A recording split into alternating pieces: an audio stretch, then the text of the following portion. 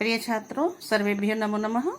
आज मैं संगीता यादव फिर से आपके सामने उपस्थित हुई हूँ वीडियो नंबर 4 लेकर के। अभी तक आपने पढ़ा था कि किस तरह से हम धातुओं का प्रयोग करके छोटे छोटे सेंटेंस बनाएं, लेकिन आज हम आपको ये बताएंगे कि आप जो शब्द रूप याद करते हैं प्रथमा से लेके सप्तमी विभक्ति तक, उसका प्रयोग हम कहाँ और कैसे करते हैं। तो ये है वीडियो नंबर मेरा 4। छात्रों, ध्यान रखना कि वीडियो नंबर 1, 2, 3 देखने के बाद वीडियो नंबर 4 देखेंगे, तभी आपको मेरा वीडियो नंबर 4 समझ में आएगा, अन्यथा आपको वीडियो नंबर 4 समझ में नहीं आएगा। छात्रों, वाक्य बनाने के भेद के अंतर्गत आज हम पढ़ेंगे कि कारक के भेद और विभक्तियां। कारक चिन्ह। कारक चिन्ह में पहला चिन्ह होता है हमारा कर्ता ने। कर्ता ने। कर्ता क्या होता है? किसी काम को करने वाले को हम कर्ता कहते हैं। कर्ता होता है करने वाला। जो करने वाला होता है उसे हम कहते हैं कर्ता। तो कर्तरी प्रथमा। कर्तरी प्रथमा अर्थात कर्ता में प्रथमा विभक्ति का प्रयोग होता है। जैसे बालकः गच्छति, बालक जाता है। तो बालक क्या है हमारा? बालक कर्ता है। कन्या लिखति, लिखता कौन है? कन्या। तो कन्या क्या है हमारा? कर्ता है। लता पठति, लता क्या करती है? पढ़ती है। तो लता क्या है हमारा? कर्ता है, क्योंकि पढ़ने का काम कौन कर रहा है? लता कर रही है। तो ये क्या है हमारे? कर्ता। और कर्ता में कौन सी विभक्ति का प्रयोग होता है? कर्तरी प्रथमा।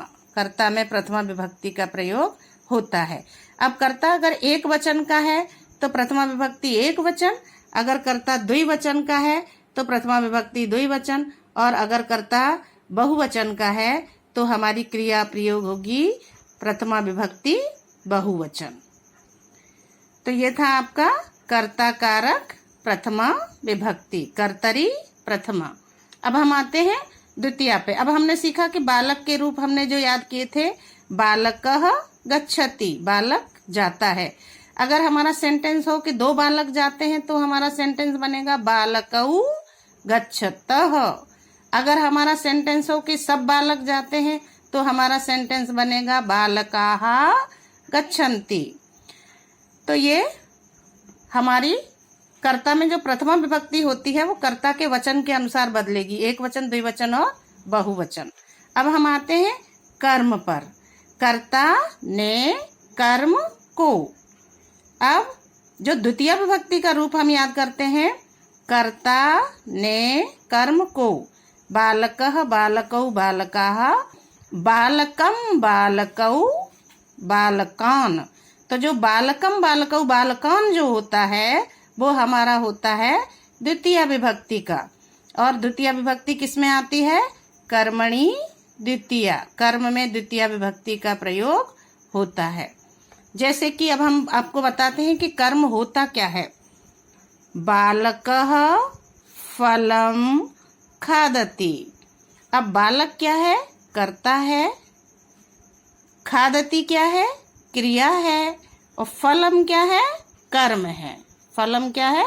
कर्म है। और कर्म में कौन सी विभक्ति का प्रयोग होता है? कर्मणि द्वितीया। तो फलम हमारा क्या है?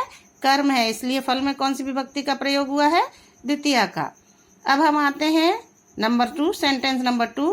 पुरुषः गीतम गायति। पुरुषः कर्ता है हमारा, गायति क्रिया है। ये प्रथम पुरुष का करता है, इसलिए ये क्रिया प्रथम पुरुष की लगी हुई है। अब ये जो गीतम है ये हमारा कर्म है। बालक किसको गाता है? गीत को गाता है। पुरुष किसको?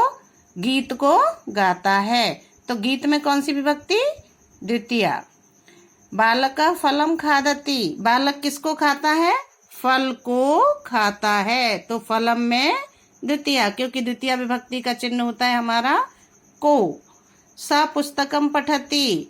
स कर्ता, पठति क्रिया, पुस्तकम पुस्तक को पढ़ता है। तो पुस्तकम क्या है हमारा? कर्म, इसलिए पुस्तक में कौन सी विभक्ति हुई? द्वितीया। अब हम आते हैं तृतीय विभक्ति पे। तृतीय विभक्ति करण। से और के द्वारा। इसमें कौन सी विभक्ति का प्रयोग होता है? तृतीया विभक्ति का प्रयोग होता है। अब इसको तृतीया विभक्ति करण से द्वारा, से और के द्वारा, कर्ता जिसकी सहायता से अपना काम पूरा करता है उसे हम करण कहते हैं। हम करण किसको कहते हैं? सबसे पहले हम ये समझेंगे कि करण होता क्या है। पहले कर्ता में हमने देखा कि कर्ता होता क्या है, ये काम करने वाले को कर्ता कहते हैं। फिर हमने द्वितीया में समझा कि कर्म क्या होता है, जो काम किया जाता है उसे हम कर्म कहते हैं। जैसे फल को खाता है, गीत को गाता है, पुस्तक को पढ़ता है। अब तीसरा हमारा जो करण है, करण हम कहते किसे हैं? कर्ता जिसकी सहायता से अपना काम पूरा करता है उसे हम करण कहते हैं। अब खाने का काम पूरा किससे हो रहा है? मुख से।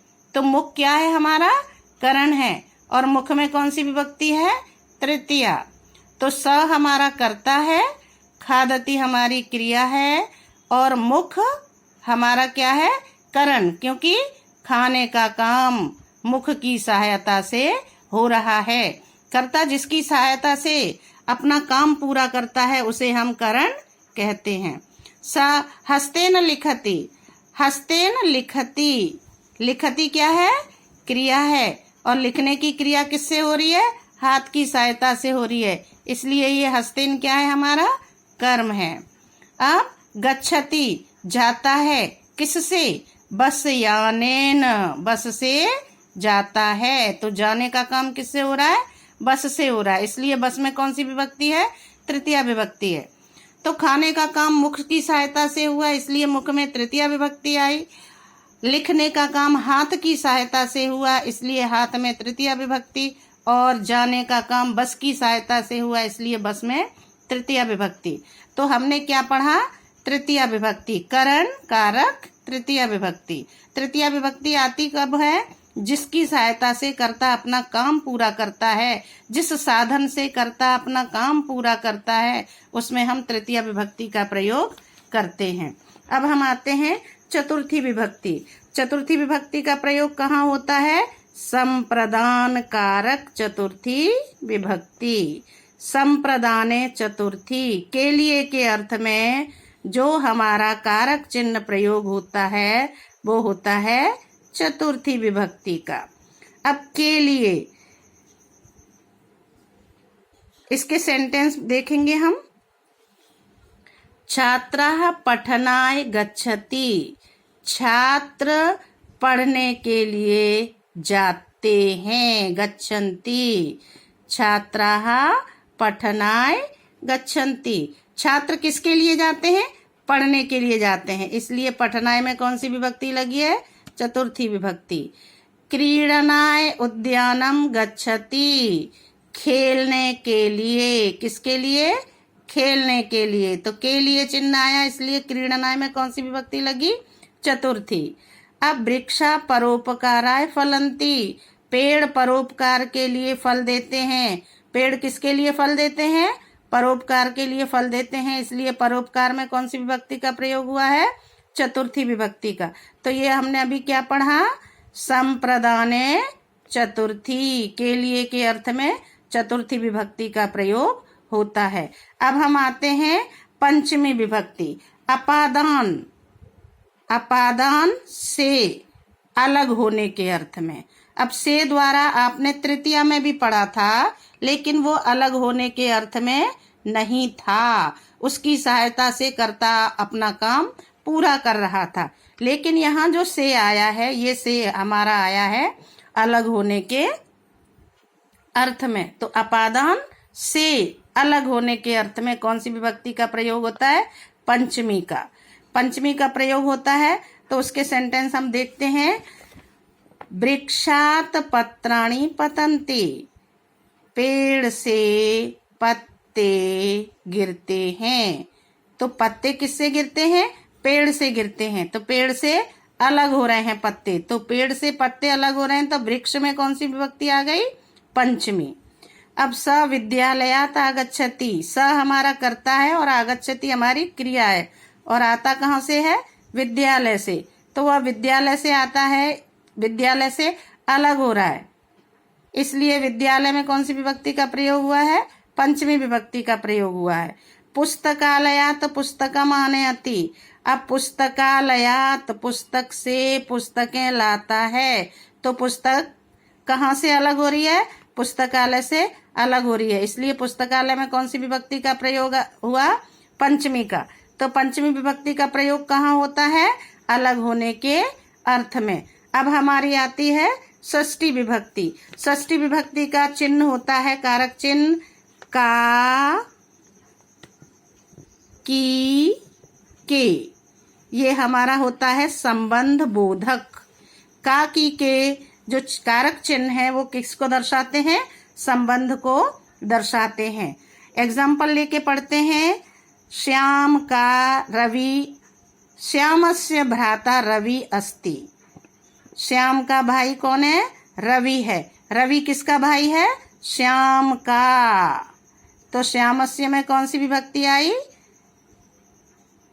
षष्ठी विभक्ति लगी है श्याम में, क्योंकि का, की, के श्याम का भाई रवि है, तो का, की, के होने के कारण यहाँ श्याम में कौन सी विभक्ति लगी? षष्ठी विभक्ति लगी। अब दूसरा सेंटेंस हम पढ़ते हैं।